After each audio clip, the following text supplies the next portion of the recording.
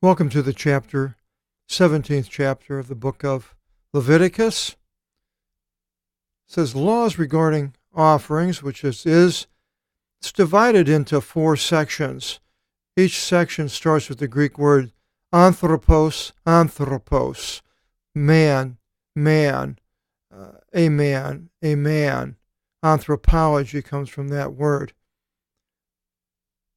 Here in the first verse it says, "And the Lord spoke to Moses, saying, Speak to Aaron and to his sons and to all the sons of Israel," in the imperative. Again, speak to them, tell them these things. "And you shall say to them this saying, which the Lord gives charge, saying." So this was all at the same time, apparently, when the Lord was speaking and giving these charges to Moses on Mount Sinai, and when they were in that area. And what does he say? Anthropos, a man of the sons of Israel. Whoever should slay a calf or a sheep or a goat in the camp, or whoever should slay outside the camp, and should not bring it to the door of the tent of the testimony, so as to bring a gift to the Lord before the tent of the Lord, blood shall be imputed to that man, for blood was poured out. Now, this is a very, not a controversial, but much discussed part of the 17th chapter, verses 3 to 7, because it sounds almost like the camp, did every animal, goat and calf that is slain have to be slain at the tent of the testimony?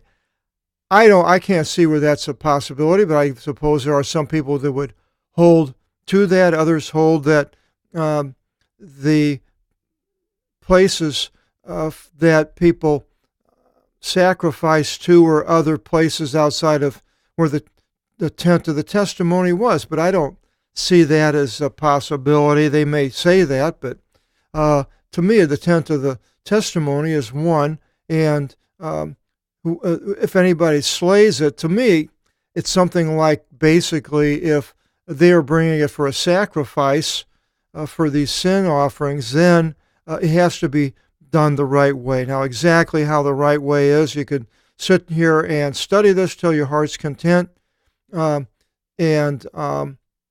try to figure it out. But basically, sacrificing was to be done the right way.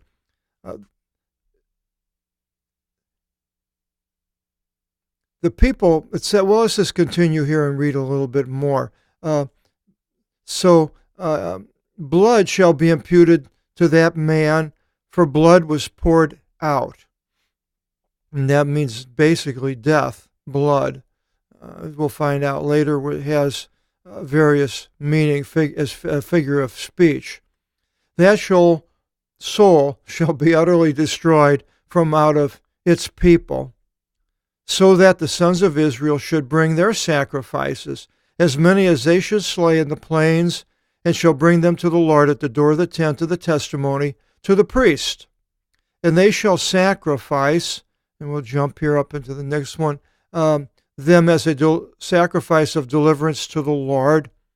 And the priest shall pour the blood upon the altar before the Lord by the door of the tent of the testimony. That was that altar inside where they burnt the whole offering. And he shall offer the fat for a scent of pleasant aroma to the Lord.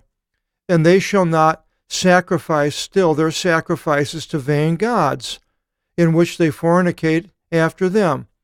It will be an eternal law unto your generation, unto your generations. Now here, apparently they were sacrificing to other gods that they had in that period of time. Even at the time of the New Testament, in 1 Corinthians 10:20, it says, "But that which the nations sacrifice, they sacrifice to demons and not to God." So the sacrificing, if it's not done the right way, then basically it's not efficacious.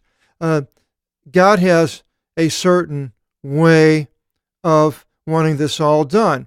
And here he had to bring it to the priest, and the priest shall pour the blood upon the altar. Well, now, today, we don't have Levitical priesthood, and we do have priests of the Roman Catholic and Greek Orthodox and the Episcopalian Church of England, Anglican Church. None of them sacrifice animals, and I do not believe they actually pour blood and things like that. So what does that mean? Well, to me, God has a certain way. And if a people want to make it something else, then that's sort of the way what these churches are doing. They're making a priesthood that's really not able to do what's necessary for the people for atonement and ransoming and so forth, that these sacrifices, what they're meant to do. Now, Christ is the way for the people today, Christians, to go through Christ, not through a priesthood. There's no mention in any place of this type of priesthood where you go through them for anything. That was all Old Testament. And today, these churches seem like they don't want to give up on the Old Testament traditions and try to make it efficacious for today. But it's not so. Only through Jesus Christ. If you don't come to him and you go to a priest and he tells you to go say the Hail Marys or to go look at icons and do certain things for penance, walk around the church 10 times, or go to a place of, what do they call, where they have the saints, I'm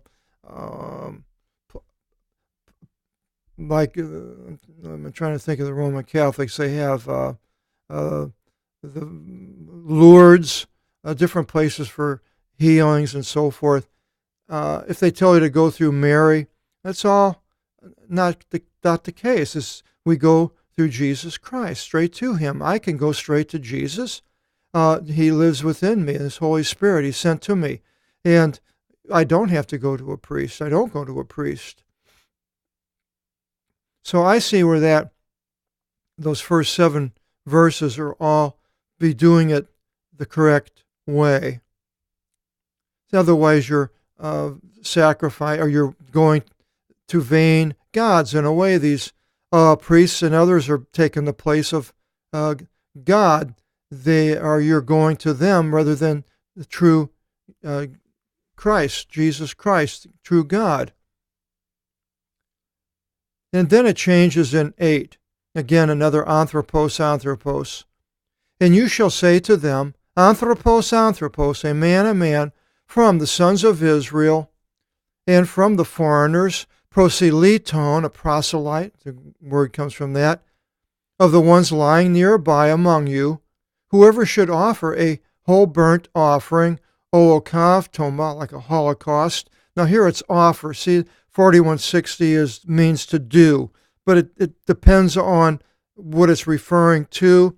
So you could, whoever did the whole burnt offering, you could say that, but whoever is offering it, basically, or the sacrifice, and at the door of the tent of the testimony, should not bring anything to offer it to the Lord, that man shall be utterly destroyed from out of his people. Now, exactly here, what it means is that somebody comes, but they are not doing it the correct way again, and they're not bringing it at the door of the tent, a sacrifice and so forth, then they're doing it incorrectly.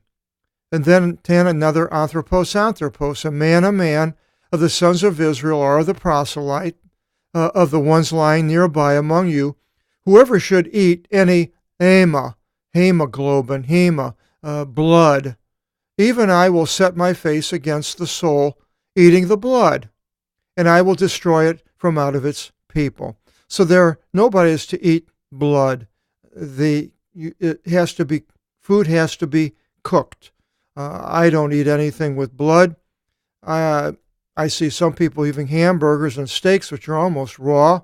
That would almost be like eating blood. I I think there is a sausage that the Germans used with blood in it, and cow's blood or beef blood. And so not cooking it and just eating it raw is not to do it. Now, what about something that doesn't have blood in it? I don't know if it's certain, like clams or oysters. I worked in the oyster farm, little dirty little things. And the shrimp. Now, they make it into sushi. The Japanese eat it raw. Now, I don't know if those animals have blood in it or not, but they wouldn't be clean anyway because of their type. So it says, for the life of all flesh is its blood. Very powerful, much quoted statement. For the life of all flesh is its blood. Psyche, psychology of study of life. Sarcophagus, and hemoglobin is the blood.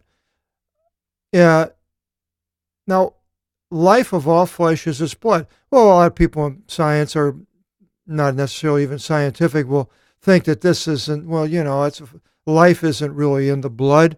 But there's a great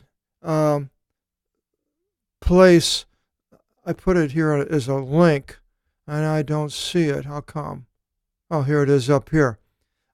Creation.com, life is in the blood. So if you went there, we'll get to it again, and you'll see it again.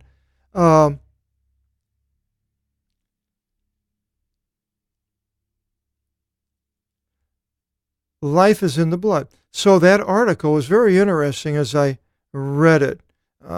The blood has more, I don't know what you would call it, attributes than probably any part of the body, different attributes.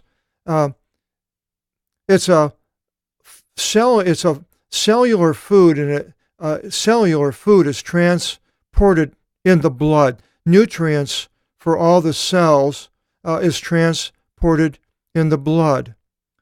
The blood controls the pH balance between acidity and alkaline. And the red blood cells, it says, forms the majority of the cells in the blood, and they transport oxygen. The blood removes carbon dioxide, and it carries vitamins and minerals. The blood is also regulatory, as it sends messages through hormones that it carries for things, certain parts of the body to do certain things. And it carries insulin, which regulates the sugar balance, and which insulin is the sugar which all the cells take in. It has antibodies, I believe, in the white blood cells that help to destroy harmful things that come into the body. It has what's called clotting cascades, which is a cumulative process of steps dependent on the one before the other, and these things cause a clotting, and when there's a cut in the body or even inside, that will keep it from bleeding to death and hemorrhaging. So it has all of these things, and it said that all of the blood in the body makes a circuit within the body within 1 minute. Now, there's no other part of the body that has all these attributes. Nothing even comes close. Endocrine, I'm not sure, and maybe that would be the closest one, but all the arms and the muscles, they're just local. Heart, it's just local, it's just a muscle. The bladder, another type of a muscle that contracts and so forth. The eye, nothing. They may be more complex, but this is not what it was. It was has more different attributes. So all these things, without the blood circulating, a person would die, and that die is the opposite of life. So the life of all flesh in all animals is its blood. And he continues, and I gave it to you upon the altar to atone for your souls. So they are to sacrifice an animal and then to take the blood. And the blood is an atonement. We went through that in the last chapter. It's giving something to compensate for some evils or bad things that we did to whoever was wronged and to atone. And we know, as we mentioned, this word does not appear in the New Testament because Jesus is the one who does it, who has atoned. And this word number is not used in the New Testament. Elaskome, which is the second part of this word, if you knock out the epsilon C, mentions it a few places, and it has to do with Jesus and the atonement and the atonement seat. And it says, on account of this, I have said to the sons of Israel, every soul of you shall not eat blood, and the foreigner, the one lying nearby you, shall not eat blood. So the blood. Blood is also, it's a figure used in the Bible. Interesting, if you do a study on blood, it is a liquid that comes out through the body, but it's also a figure for death, the blood of a certain person, the blood of Christ. The blood, in many places you'll see the blood has nothing to do with the liquid in the body, but it's a figure of speech for the death of somebody or something. It also is used as a figure for a race. The certain person of a certain blood is of a certain race.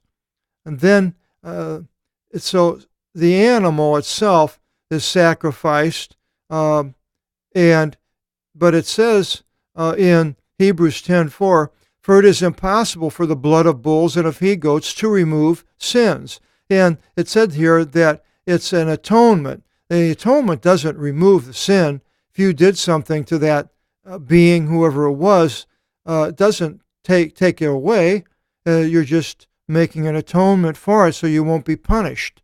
You're asking for mercy, more or less. Now,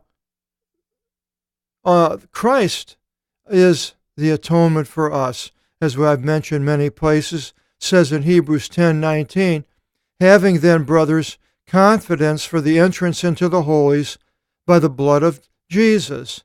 That is the death of Jesus, not his blood. We're not carrying it in. Now, maybe the certain churches might try to turn the wine into actual blood and bringing it into a holy as a ritual in their church, but it's the death. And we are not putting ourselves to death in bringing our blood to satisfy God. Jesus is doing it for us and is the atonement. So we do not have to pay the penalty. And now the next one is another anthropos. And anthropos of the sons of Israel are of the foreigners, of the ones lying near among you. Whoever shall hunt for a wild beast or birds, which is to be eaten, shall pour out its blood and cover it in the ground. So when you slice the neck of the animal, you drain the blood there and pour it into the ground and then cover it over. That's just what they are to do. I used to hunt when I was a young man back in, I was in the late teens. I used to go out to the country of a friend in a farm in Missouri. We would go out hunting, and if we shot anything, we'd bleed it right away. Even fish are bled right away, but that doesn't mention the bled fish here. Wild beasts or birds. So when you kill a deer, then right away you hang it up somehow and then bleed it, slice its jugular vein where the blood flows out. And you'll pour it out, cover it over on the ground. For the life of all flesh is its blood again. And I said to the sons of Israel, the blood of all flesh you shall not eat. for life of all flesh is its blood. Everyone eating that blood, that is, it, shall be utterly destroyed. So it was a way that God set they're not to do. And every soul, now, does that count today? Boy, that's a good question. I don't see that it is, because this is almost a dietary law. It's a strong law that goes past diet into behavior, though. And so I don't think if somebody did eat an animal, a hamburger that had the blood in it, is going to be destroyed. I don't, but I like to cook food. I don't like the taste of blood in the animal. I've had it when people haven't cooked it all the way through, or when I cook, generally don't know what I'm doing too much, and sometimes I don't cook it all the way through, and I take my fork and when to go into it, and still raw inside in the middle. And I'm so hungry, it's like, oh, should I put it back on the grill? No, eat it on down. Hungry. So I don't think should be destroyed because of that. And every soul, whoever should eat decaying flesh. And we have decaying flesh here on the Oregon coast, where a lot of wildlife in the woods, the forest, come out, and we have cars. The cars go down and whammo, hits a deer, hits a bird, different animals. They just made it a law where I think now you can actually take the animal and take it home and eat it. Before it was against the law. You had to leave it there for the vultures or the different carrion eating birds called carrion. So, but then every soul who should eat decaying flesh, our flesh taken by wild beasts, that is, if an animal killed another animal and you come across it and the animal ran away and you still had a big piece of meat there that was good, it says, if you did that among the native born or by the foreigners, shall wash his garments and shall bathe in water and will be unclean until evening. Then he will be clean. So basically they could eat it. It would just be a matter of being unclean on a lower level. He would wash in the evening and he would be clean. It wasn't the same as touching a dead body or as a leper and these other higher, they call them general uncleanness, levels of uncleanness. So, but if he should not wash his garments and should not bathe his body in water, then he shall take the violation of the law himself, and he will be guilty. And what that means, God knows, and it will happen. But we continue on chapter 18, where it has the laws regarding indecency. It's interesting. It's a lot of these things. Some people wouldn't necessarily want to call them indecent, but we'll get into that and we'll find out what that's all about in our next video seminar, chapter 18. I hope you'll join us. God bless.